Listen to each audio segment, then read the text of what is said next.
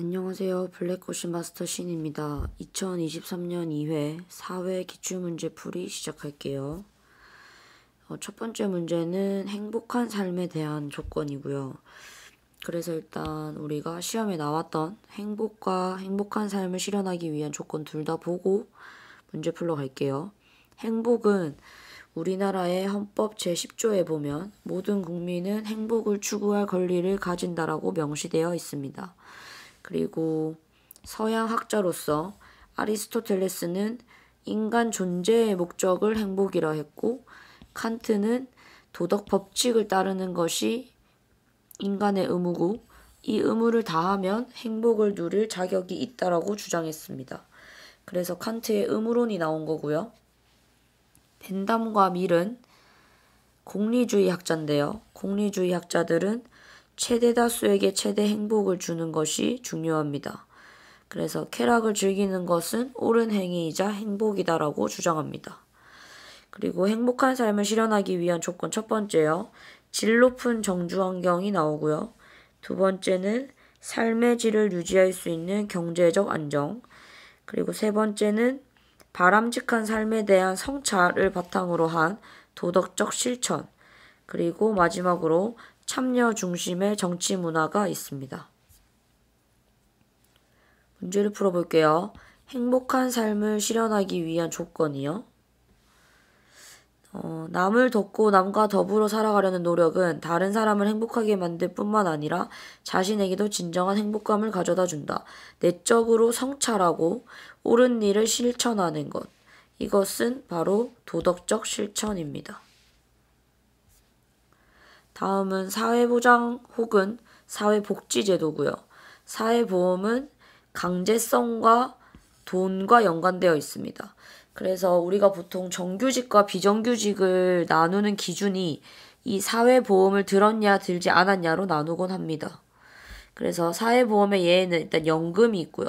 그 다음에 우리가 병원 갈 때 쓰는 건강보험이 있고요. 우리가 고용된 것을 증명받기 위해서 고용보험이 있습니다. 다음은 공공부조인데요. 공공부조는 국가에서 전적으로 돈을 주는 거예요. 그래서 최저생활이 힘든 사람들한테 최저생활 보장해주고 그들이 자립할 수 있도록 지원해주는 거예요. 그래서 우리가 흔히 알고 있는 기초생활수급자나 차상위 계층을 말하고요. 그래서 국민기초생활보장제도 그리고 의료보호제도, 그래서 주거급여와 의료급여 받는 분들까지 다 합쳐서 공공부조로 보시면 됩니다. 그리고 사회서비스는 돈은 아니에요. 그래서 비금전적인 서비스고요. 우리가 지나다니다 보면 볼 수 있는 목욕 서비스, 간병 서비스, 가사 서비스, 그리고 요즘에는 육아 서비스, 그래서 임산부들이나 미혼부들을 위한 사회 서비스가 있습니다. 우리나라가 시행하고 있는 땡땡땡으로 사회보험, 공공부조, 사회 서비스 이 세 가지가 다 들어가 있는 거는 바로 사회복지제도입니다.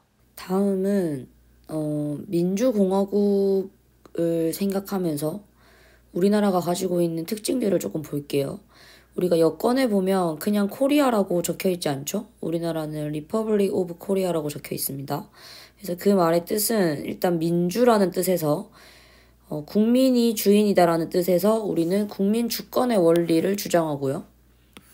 그 다음에 권력 분립 제도를 통해서 우리 국가의 권력이 하나로 이렇게 모여있는 것이 아니라 우리나라는 삼권 분립 제도를 확립하고 있는데 세 가지로 나눠서 합니다. 그래서 행정부가 대통령이고, 그리고 국회가 국회의원들이고, 그 다음에 법원이 있죠. 그래서 이렇게 우리나라는 삼권 분립을 선택합니다. 그 다음 법치주의가 있는데요. 법치주의는 국가의 운영 방식, 즉 행정부라고 하더라도 국회에서 제정한 법률에 근거해서 일을 해야 됩니다. 그리고 입헌주의는 국가의 통치가 헌법에 의해서 이루어지도록 하는 원리가 입헌주의고요. 그리고 우리는 민주공화국이기 때문에 선거제도를 하는데 국민이 선거를 통해서 대표자를 선출합니다. 그리고 우리나라는 복수정당 제도를 가지고 있어서 하나의 정당만 존재하는 것이 아니라 2개 이상의 여러 가지의 정당들이 존재해서 각자의 소리를 낼 수 있습니다. 문제 풀러 가볼게요. 국민의 기본권을 제한하거나 국민에게 의무를 부과할 때에는 의회에서 제정된 법률에 근거해야 한다. 이것이 바로 법치주의입니다. 그래서 이 법치주의의 목적은 통치자가 자의적으로 지배하는 것을 방지하고 국민의 자유와 권리를 보장하는 것입니다. 자산관리 기본 원칙은 세 가지가 있고요. 1번은 안정성. 안정성은 투자한 자산의 원금과 이자가 안전하게 보존될 수 있는 정도예요. 그래서 예금은 원금 손실 가능성이 거의 없기 때문에 안정성이 높고, 그 다음에 이제 주식이나 채권 이런 아이들은 조금 불안하죠. 그래서 좀 낮다고 보시면 되고요. 수익성은 투자한 자산으로부터 기대할 수 있는 가격 상승이나 이자 수익의 정도인데, 일단 주식이 수익성은 높아요. 수익성은 높은데 안정성이 낮고요. 채권은 주식보다는 수익성이 낮죠. 그래서 수익성만 따진다면 예금, 채권, 주식 중에서 이렇게 됩니다. 이게 수익성.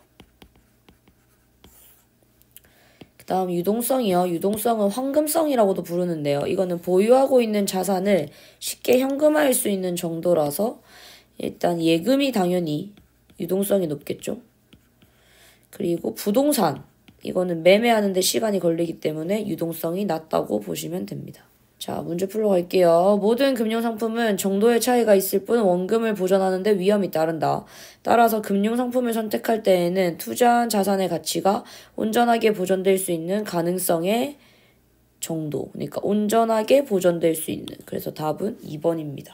그 다음 문화 변동의 양상이요. 문화 변동의 양상은 문화 융합, 문화 동화, 문화 병존 이렇게 있어요. 그래서 이 부분은 2023년 1회 기출문제 영상을 참고해 주시고요. 그리고 문화 변동의 요인 가볼게요. 문화 변동의 요인은 내재적 요인과 외재적 요인으로 나눠지는데, 내재적 요인은 발견이에요. 발견은 있는 것을 찾아내는 것이고요. 그리고 발명은 없는 것을 만드는 것입니다. 그리고 외재적 요인이요. 외재적 요인은 직접 전파, 간접 전파, 자극 전파가 있고요. 직접 전파는 사람 간의 접촉으로 전파가 되고, 간접 전파는 책, 인터넷, 미디어 등으로 전파가 되는 것을 말합니다. 자극 전파는 전파를 받아서 우리가 새로운 것을 발명하게 될 때 우리는 자극 전파라고 말하고, 예를 들면 우리 신라시대 때 만들어낸 한자의 자극을 받아서 이두를 만들어낸 것을 말합니다. 자, 문제 가볼게요. 문화 변동의 내재적 요인. 이거는 발견과 발명. 그래서 답은 1번입니다. 다음 사회적 소수자인데요. 사회적 소수자는 신체적 또는 문화적 특징 때문에 차별을 받고, 그리고 차별을 받는 집단에 속해 있다고 의식을 가진 사람들을 사회적 소수자라고 합니다. 그래서 사회적 소수자는 이게 뭐 소수자라고 해서 그냥 수가 작다 이런 뜻은 아니에요. 또 상대적인 개념이에요. 그래서 예를 들면 장애인, 이주노동자, 세터민, 저소득층 이렇게 있고요. 그래서 사회적 소수자의 상대성은요, 시공간과 이렇게 상황과 여건을 봤을 때 누구나 사회적 소수자로 규정될 수 있다는 것이 사회적 소수자의 상대성입니다.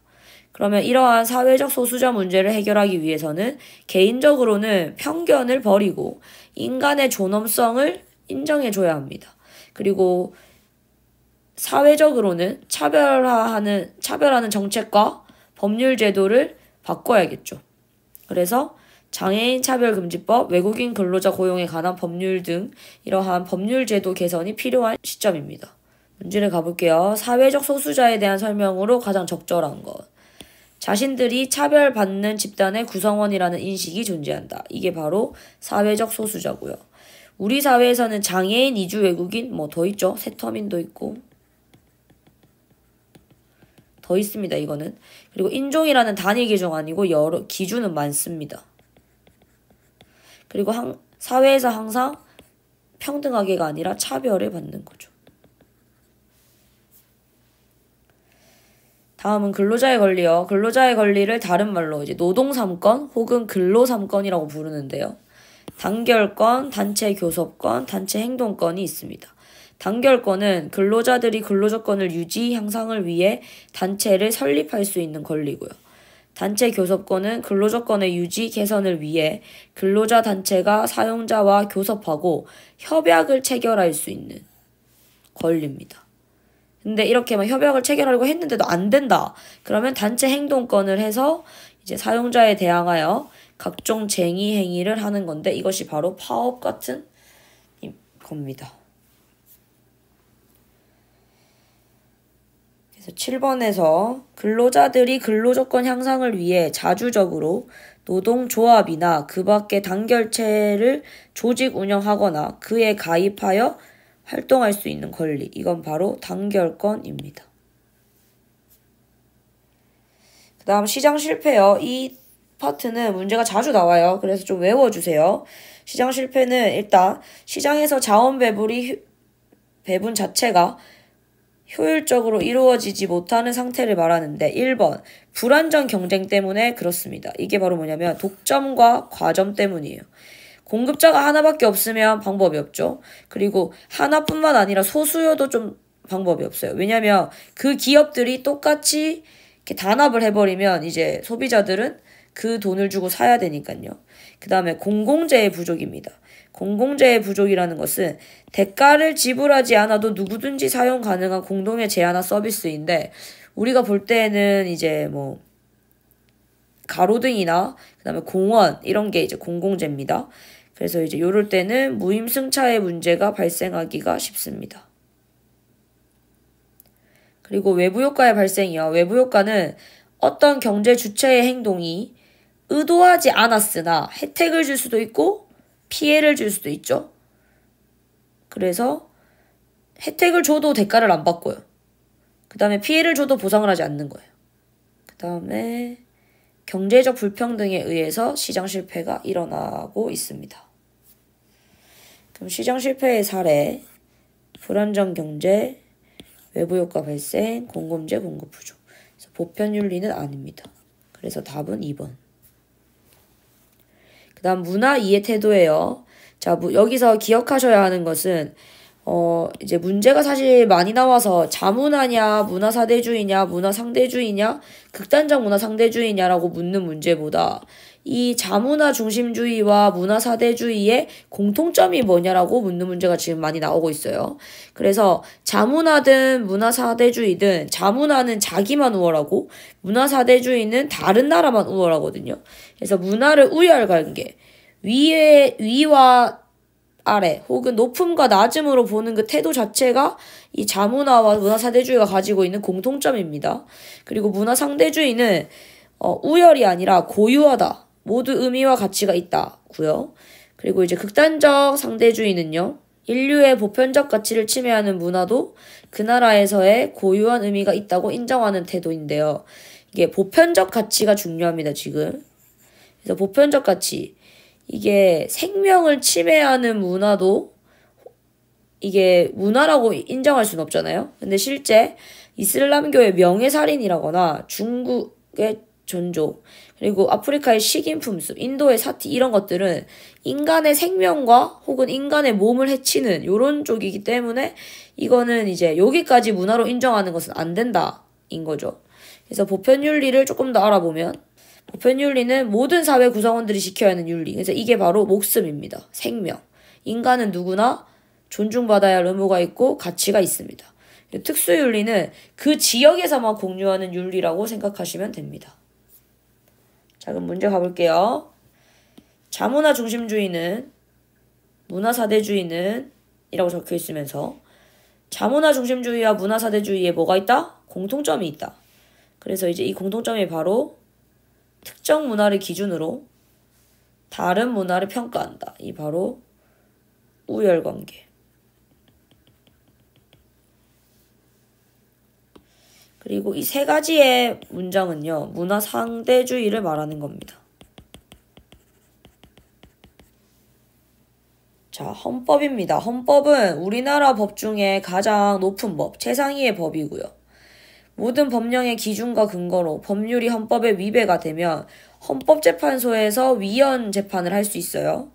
그리고 국가 통치 조직과 운영 원리도 헌법에 기재된 대로 해야 되고요.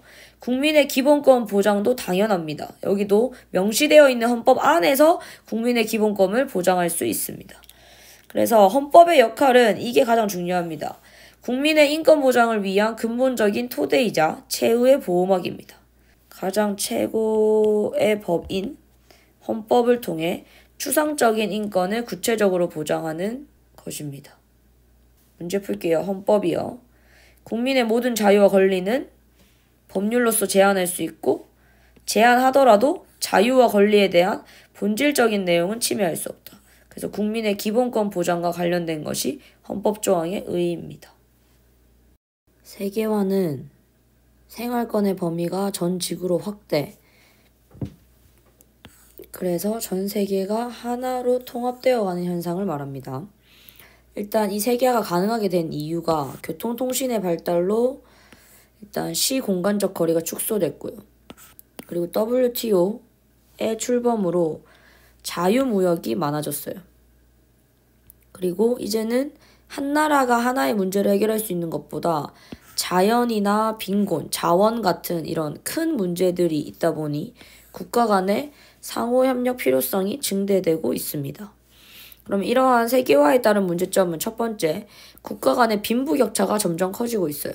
그래서 세계의 부가 일부 국가나 지역에 집중되는, 선진국은 계속 잘 살고 후진국은 계속 못 사는 이런 상태죠. 그 다음에 문화의 획일화 문제인데 이제는 어딜 가더라도 비슷한 문화, 비슷한 걸 즐기고 먹는 것도 비슷해, 뭐 사는 것도 비슷해 이러한 양식들을 가지게 돼요. 그래서 세계의 문화가 비슷해지는 현상이 문화의 획일화입니다.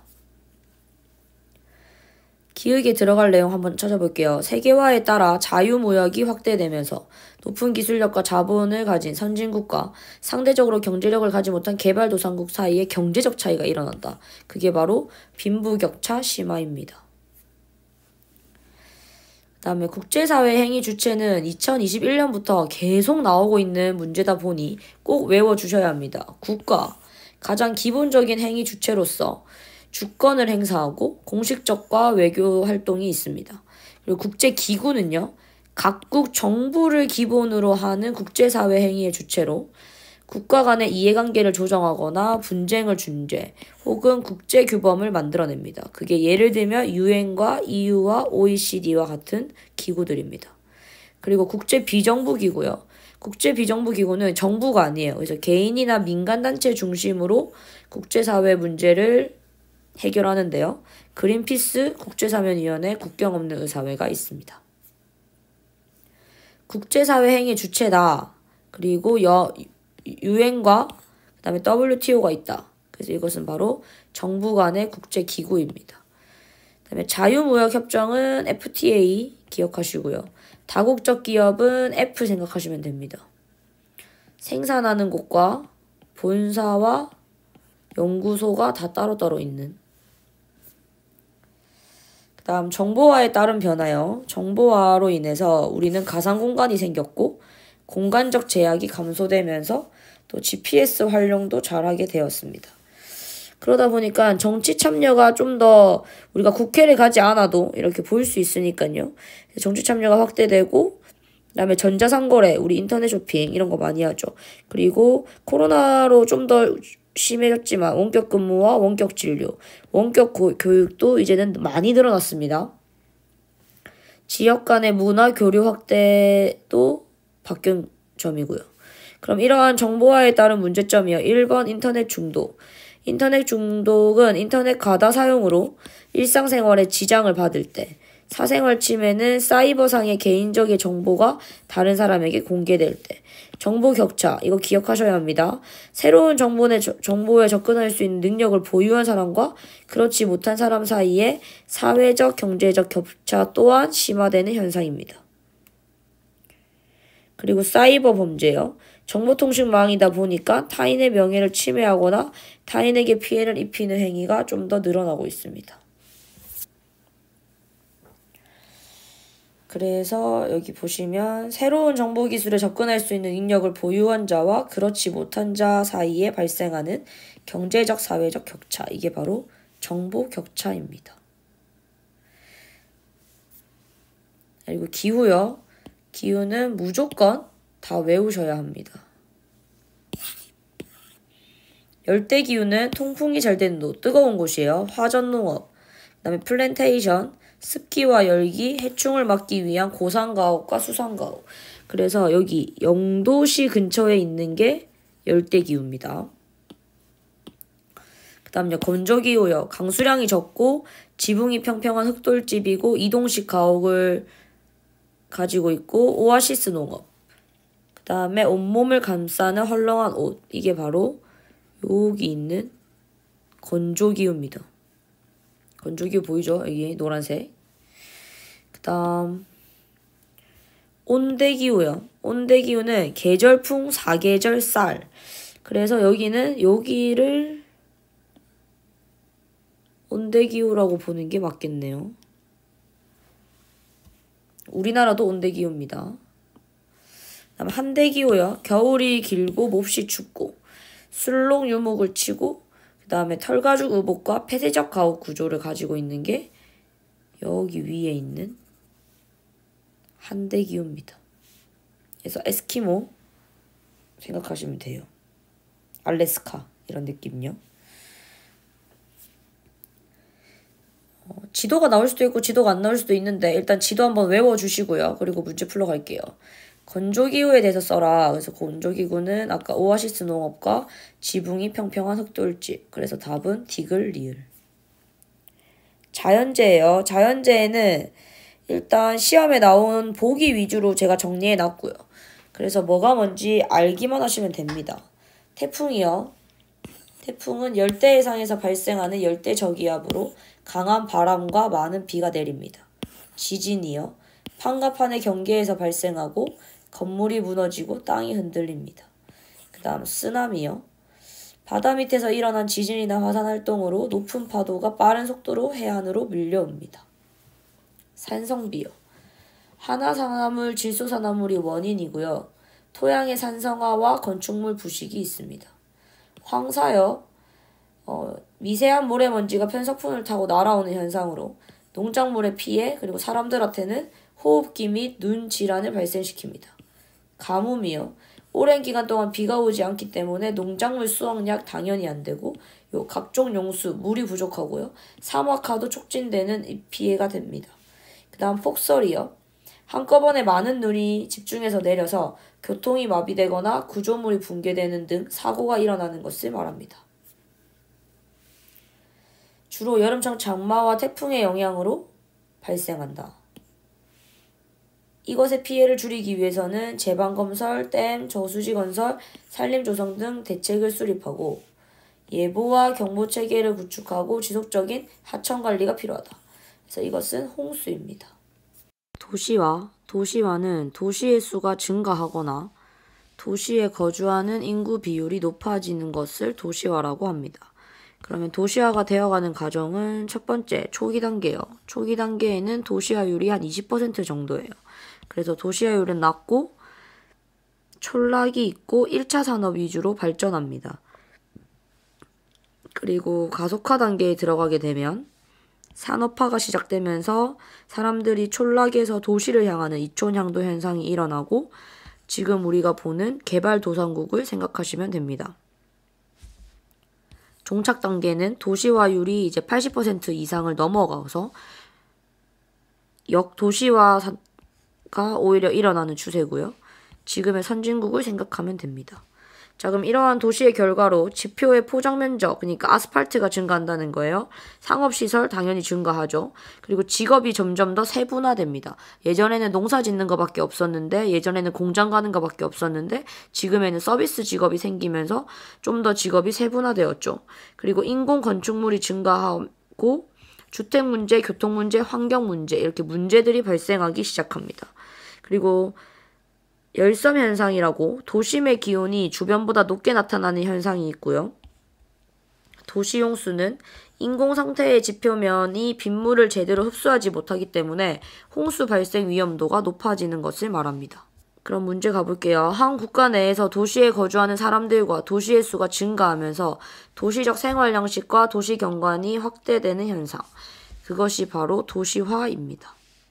그 다음 열섬 현상이요. 열섬 현상은 아까 도시화 문제점에서 했는데 조금 더 자세히 볼게요. 도심의 기온이 주변보다 높게 일어나는 현상인데 왜 그러냐면 아스팔트 도로가 증가하고 콘크리트 건물이 증가하고 자동차의 배기가스 배출이 증가했기 때문에 도심의 기온이 주변보다 높게 나타납니다. 그리고 생태 통로요.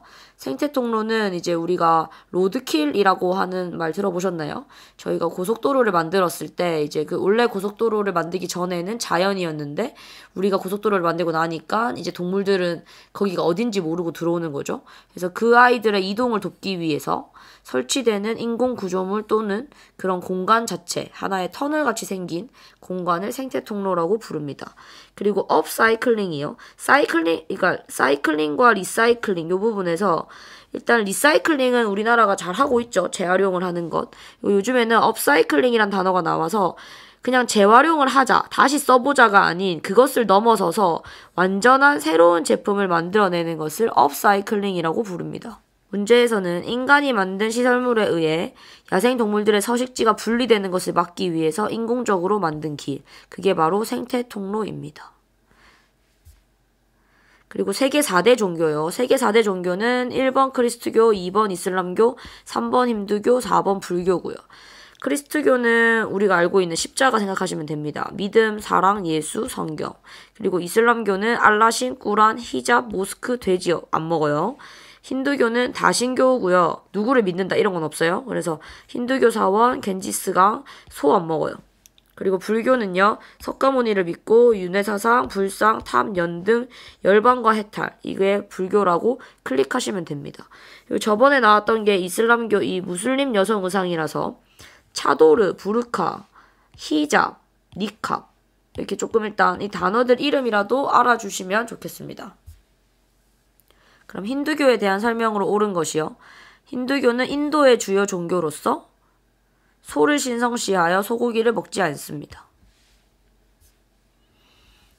그리고 19번은 이제 석유 나오죠? 그럼 이제 바로 이렇게 석유 선택하시면 돼요. 이해되셨나요? 그리고 브렉시트는 일단 설명은 하고 넘어갈게요. 이거는 원래 EU라고 해서 유럽이 연합이잖아요. 근데 여기서 그 영국이 튀어나와요. 영국이 빠집니다. 그게 바로 브렉시트 현상이고요. 그 다음에 공적 개발 원조는 선진국이 개발도상국을 도와주는 원조를 말합니다. 우리나라도 하고 있습니다. 그래서 뭐 코이카나 이런 거 하고요. 그 다음에 우리나라가 1998년도에 일어난 사건 IMF가 있었죠. 그 다음 영유권 갈등이요. 뭐가 나올지 몰라요. 그래서 다 알아주시면 좋겠고요. 일단 카스피해 유전지대 영유권으로 가지고 싸우고 있고요. 러시아, 이란, 아제르바이잔, 카자흐스탄, 투르크메니스탄 이렇게 싸우고 있습니다. 그 다음에 북극해 러시아, 노르웨이, 덴마크, 캐나다, 미국 이렇게 싸우고 있어요. 남중국해는 많은데 일단 대표적인 아이가 남중국이니까 중국이겠죠. 그 다음에 베트남 그리고 나머지 이제 뭐 대만이 타이완이에요. 같은 말이에요.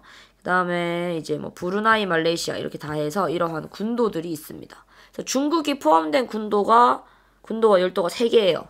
파라셀, 다른 말로 시사, 스프레틀리, 난사, 세카구, 디아오비다오. 그래서 시험 문제에서는 일단 요렇게 나왔었어요. 시사군도, 난사군도, 센카쿠열도. 그리고 중국이 3개 다 들어가 있다는 거 기억해 주시고 그 다음에 여기가 남중국해라는 거. 되겠죠? 자, 그럼 가볼게요. 중국의 남쪽에 위치한 바다. 그러니까 뭐 당연히 남중국해겠죠. 됐나요? 그래서 보면 중국, 타이완, 베트남, 필리핀, 말레이시아, 브루나이. 문화권이요. 문화권 다 외워주셔야 합니다. 뭐가 나올지 모릅니다. 그래서 건조문화, 이슬람교, 아랍어, 오아시스 농업, 앵글로 아메리카, 영어, 개신교, 세계 경제 중심. 그러니까 미국을 말해요. 그 다음에 라틴 아메리카, 에스파니아, 포르투갈의 식민지였고 카톨릭이 많고 마야 문명이 존재합니다. 그리고 오세아니아는 영어, 개신교, 그다음에 상업적인 농업과 그리고 마오리족 유명해요. 북극은 술록 유목과 그다음에 이누이트족이 유명하고요. 그다음에 우리나라, 한국, 일본, 중국은 유교, 불교, 한자, 젓가락, 벼농사 이렇게 하면 아 동아시아구나 이렇게 되고요. 동남아시아는 베트남과 라오스가 대표적인 나라인데 이슬람 문화고 벼농사고 플랜테이션을 짓습니다. 그리고 남부아시아는 인도가 대표적인데 힌두교, 불교, 이슬람교 카스트 제도 있습니다. 아직까지 인도는 카스트 제도라는 신분제가 존재합니다. 그리고 유럽, 북서부 유럽에는 게르만족으로 개신교와 산업혁명의 시작을 했던 그리고 서한해양성 기후를 가지고 있습니다. 남부 유럽은 라틴족이고 카톨릭교가 좀 더 많고요. 지중해성 기후와 수목녹음이 유명합니다. 그리고 동부 유럽이요. 슬라브족이라 부르고 그리스 정교가 유명합니다. 그럼 아프리카 가볼게요. 중남부 아프리카 일대. 여기 아프리카가 B밖에 없네요. 그리고 아프리카에 대해서도 암기해주세요. 그래서 여기가 유라시아, 여기가 오세아니아, 여기가 미국이어서 앵글로 아메리카입니다.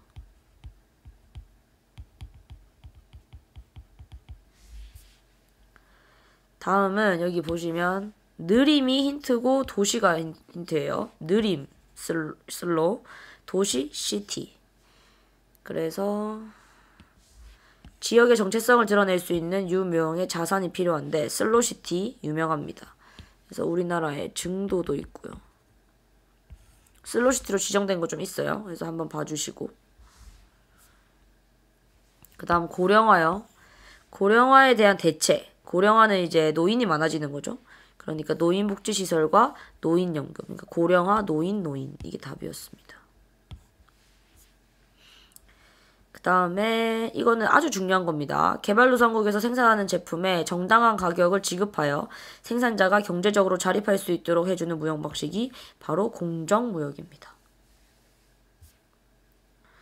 그 다음 정부가 사업장을 대상으로 온실가스 배출 허용량. 그래서 온실가스 배출권 거래제가 답입니다.